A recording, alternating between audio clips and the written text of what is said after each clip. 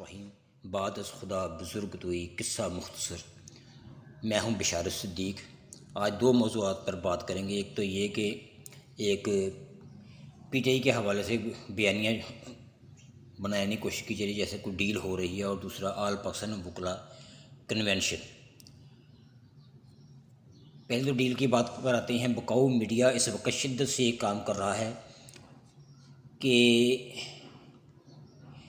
P T I والے deal چاہ رہے ہیں۔ اس سب کا مقصد خان صاحب کا نو ڈیل والا بیانیہ کمزور کرنا ہے۔ ایسے پروپیگنڈا کا شکار مت ہوں۔ پی ٹی آئی کوئی ڈیل نہیں کر رہی۔ مذاکرات کا خان صاحب نے بھی کہا ہے، لیکن اس کے لیے شرائط تحریک انصاف کے موقف کے عین مطابق ہیں۔ واضح طور پر خان صاحب نے کہا ہے کہ اگر کوئی بات ہوگی تو یہ میرے ساتھ ہوگی یا صرف گوہر کے ساتھ ہوگی، اور وہ بھی مقتدر حلقوں کے ساتھ بات ہوگی۔ مقتدر حلقے کون ہے؟ اسٹیبلشمنٹ ہے۔ بات کامن سینس کی ہے کہ جو اپنا وزیر داخلہ، وزیر خزانہ، یہاں تک کہ اپنی مرضی کا آئی جی اسلام آباد نہیں لگا سکتے، اس نون لیگ سے پاکستان تحریک انصاف مذاکرات کرنے کی غلطی کیسے کر سکتی ہے؟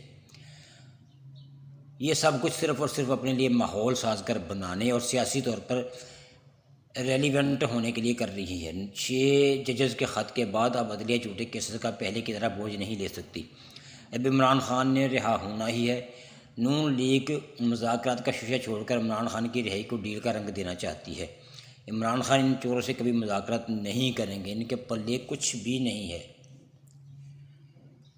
اب آتے ہیں آل پاکستان اعلامیہ لائز کنونشن، جو کہ 27 اپریل کو لاہور میں منعقد ہوا ہے۔ آج کا یہ وکلا کنونشن اس بات کا اعادہ کرتا ہے کہ وکلا کے خلاف ہونے والی ہر سازش کا متحد ہو کر منہ توڑ جواب دیا جائے گا۔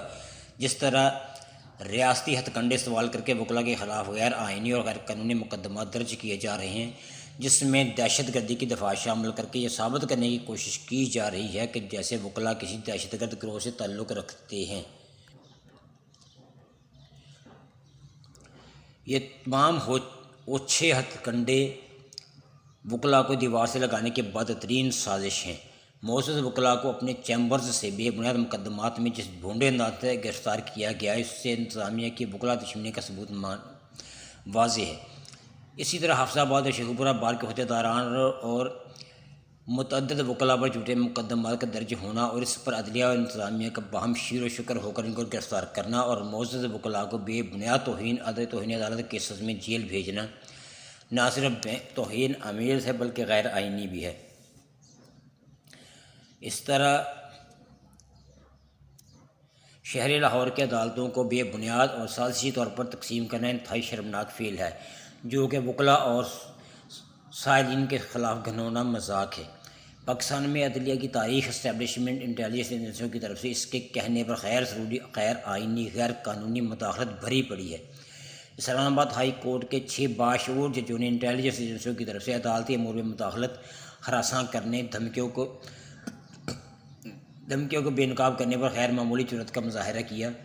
پاکستان کی بار ایسوسی ایشنز کونسلوں میں وکلا کے منتخب نمائندوں نے آئین کی بالادستی، قانون کی حکمرانی اور عدلیہ کی آزادی کے تحفظ کے دفاع میں ہمیشہ اہم کردار ادا کیا ہے۔ آج کا کنونشن درجہ بالا تمام مسائل کے حل کے لیے ایک گزارش پیش کرتا ہے کہ وکلا کے خلاف درج شدہ تمام تر مقدمات سے بشمول دہشت گردی کی دفعات کو فی الفور ختم کیا جائے اور ملک بھر میں گرفتار شدہ تمام وکلا کو باعزت بری کیا جائے۔ نمبر 2، ماڈل ٹاؤن کورٹ کا بلا تاخیر نوٹیفکیشن واپس لے کر عدالتیں ایک ہی جگہ پر جس طرح پہلے موجود تھی اس طرح کام کرنا شروع کی جائیں۔